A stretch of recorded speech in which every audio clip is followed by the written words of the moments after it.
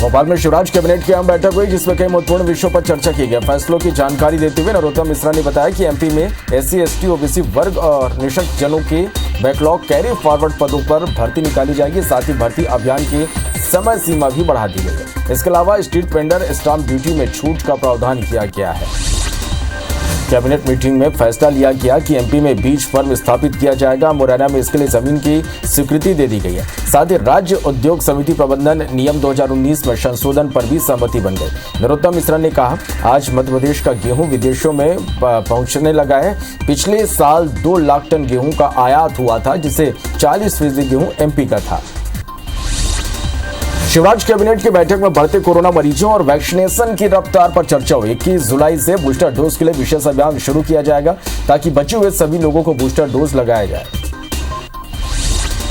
कांग्रेस विधायकों की खरीद फरोख्त के आरोप पर गृह मंत्री डॉक्टर नरोत्तम मिश्रा ने निशाना साधा। उन्होंने कहा कि कमलनाथ ने ट्रेनिंग नहीं दी, इसलिए सब अलग अलग भाव बता रहे। सत्ता में थे तब कह रहे थे विधायक खरीदे जा रहे हैं, विपक्ष में तब भी कह रहे विधायक खरीदे जा रहे हैं। हमारी प्रत्याशी स्पष्ट जीत रही है और यशवंत सिन्हा हार रहे हैं। तो क्या कमलनाथ जी ने इनको ट्रेनिंग नहीं दी? अलग अलग भाव बता रहे हैं सब। इनको ट्रेनिंग देना चाहिए थी कि एक ही भाव बोलो। दूसरा, जब ये सत्ता में थे तब कह रहे थे हमारे विधायक खरीदे जा रहे हैं, विपक्ष में आ गए तब कहे जा रहे हैं। फॉर सेल का टैग लगा दिया कमलनाथ जी ने विधायकों के ऊपर।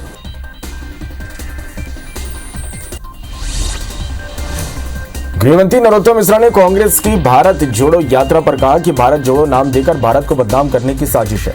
जिसके नेतृत्व में भारत जोड़ो यात्रा निकलेगी, उसमें ने कांग्रेस को देश में निपटा दिया। उन्होंने कहा, दिग्विजय सिंह ने MP में कांग्रेस को निपटा दिया। नुपुर शर्मा के बयान के बाद उपजे विवाद की आग राजस्थान और महाराष्ट्र के बाद मध्य प्रदेश भी पहुंच गए। यहां सीहोर में एक शख्स ने नुपुर शर्मा के समर्थन में सोशल मीडिया पर पोस्ट कर दिया। इसके बाद उसे जान से मारने की धमकी दी गई। रोहित साल्वी ने नुपुर के सपोर्ट वाली फोटो व्हाट्सएप प्रोफाइल पर लगाई थी। मामले में गृह मंत्री नरोत्तम मिश्रा ने कहा कि रोहित साल्वी को मिल रही धमकियों को लेकर सुरक्षा की दृष्टि से SP को निर्देशित किया गया था। धमकी देने वाले पर FIR के बाद गिरफ्तारी हो चुकी है। रोहित के घर के पास डायल 100 का पॉइंट बनाया गया है। साथ ही पेट्रोलिंग भी की जा रही है। इसके अलावा गृह मंत्री ने कहा कि कानून व्यवस्था किसी को भी भंग नहीं करने देंगे। हमने पेट्रोलिंग के लिए वो इलाका निर्धारित कर दिया है। वहां पर 100 डायल का एक पॉइंट बनाने का निर्देश दे दिया है SP को, और इस तरह की कोई घटना नहीं होगी, ऐसी मेरी मान्यता है। ये मध्य प्रदेश है, यहाँ कानून का राज है, और ये मध्य प्रदेश शांति का टापू है। इसकी शांति भंग करने किसी को नहीं दी जाएगी।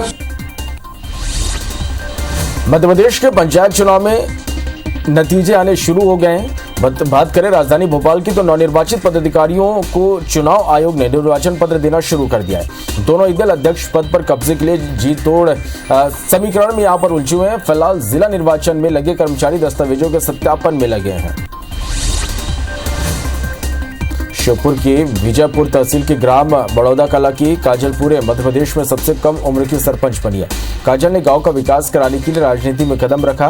गांव का विकास कराने का जो सपना आंखों में था, उसे पूरा करने के लिए स्वजनों से प्रेरणा लेकर सरपंच बनने का फैसला किया और वह 350 मतों से विजयी हुई। काजल की जीत की खुशी पूरा गाँव मना रहा है। पंचायत चुनाव के परिणाम आने के बाद दिलचस्प आंकड़े सामने आ रहे हैं। हाटा की हरदुआ सड़क ग्राम पंचायत में ग्रामीणों ने 26 साल की छात्रों को अपना सरपंच चुना है। आदिवासी वर्ग के लिए आरक्षित इस ग्राम पंचायत ने रश्मि मुंडा को सरपंच बनाया। रश्मि ने तहसील कार्यालय हाटा में रिटर्निंग अधिकारी से जीत का प्रमाण पत्र लिया। सिंगरौली में त्रिस्तरीय पंचायत चुनाव में मतगणना के बाद सरपंच सहित जनपद सदस्यों को प्रमाण पत्र दिए गए। इस दौरान जिला निर्वाचन अधिकारी भी मौजूद रहे। जिला पंचायत निर्वाचित प्रत्याशियों की घोषणा 15 जुलाई को की जाएगी। केंद्र सरकार ने अनाज दलहन पर ब्रांडेड और नॉन ब्रांडेड में 5% GST लगाने का प्रस्ताव पास कर लिया, जिसका इंदौर के व्यापारियों ने विरोध किया। गुरुवार को सकल अनाज दलहन तिलहन व्यापार महासंघ ने वाणिज्यिक कर अधिकारियों को ज्ञापन सौंपकर अपना विरोध दर्ज कराया और 16 जुलाई को बाजार मंडी दाल मिल बंद करने का ऐलान भी किया है।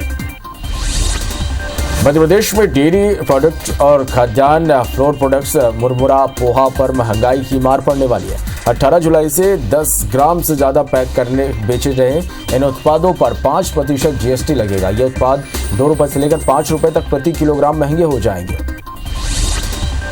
गुड़ और नारियल पानी भी इस टैक्स के दायरे में आ रहे हैं। यह बढ़ोतरी थोक और फुटकर दोनों तरह के विक्रय पर होगी। सरकार ने इसका नोटिफिकेशन जारी कर दिया। यह बढ़ोतरी केवल 25 किलोग्राम तक के पैक अनाज, डेयरी उत्पादन और प्रसंस्कृत खाद्यान्नों पर ही लागू होगी।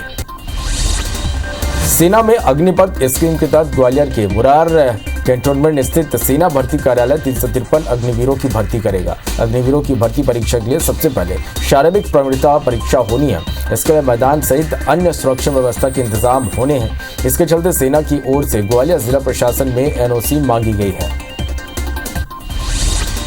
ग्वालियर में सेना के अफसर कलेक्टर और एसपी से लगातार संपर्क कर रहे हैं। अफसरों का कहना है कि ग्वालियर में उपद्रव के बाद से भर्ती नहीं हुई है। कोशिश यही है कि भर्ती रैली आयोजित करने की है, लेकिन इसके लिए जिला प्रशासन के एनओसी का इंतजार है। इस मामले में ग्वालियर कलेक्टर का कहना है कि हम एनओसी जारी करने को लेकर जो भी जरूरी प्रक्रिया है वो पूरी करेंगे। तेंदुखेड़ा में से कांग्रेस विधायक संजय शर्मा और बड़े कारोबारी प्रदीप मित्तल के कटनी स्थित ठिकानों पर आयकर विभाग ने छापेमारी की। Sharma hotel construction, sugar mill, रेत और शराब कारोबार से जुड़े हैं, जबकि मित्तल माइंस समेत रेत के ठेके और कई बड़े कारोबार करते हैं। आईटी ने जबलपुर, नरसिंहपुर, तेंदुखेड़ा और कटनी में अलग अलग ठिकानों पर दबिश दी। आय से अधिक संपत्ति और आयकर चोरी के शक में इस कार्रवाई को अंजाम दिया गया। कटनी जिले के बड़े कारोबारी प्रदीप मित्तल के बालाजी मार्बल और कई ठिकानों पर भी दबिश दी गई। प्रदीप मित्तल कांग्रेस विधायक से जुड़े हैं, इस वजह से भी कटनी में प्रदीप मित्तल के ठिकानों पर भी रेड हुई है। छिंदवाड़ा में करंट की चपेट में आने से 3 लोगों की मौत हो गई। बताया जा रहा है कि जो लोग करंट की चपेट में आए हैं वे पिता, पुत्र और दामाद है।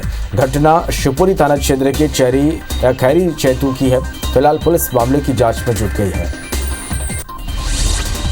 छिंदवाड़ा में 3 लोगों की मौत के पीछे का कारण भारी बारिश से खंभे का उखड़ना बताया जा रहा है। तीनों खेत में पड़े तार की चपेट में आ गए, जिसके बाद उन्हें अस्पताल में भर्ती कराया गया था, लेकिन उनकी जान नहीं बचाई जा सकी।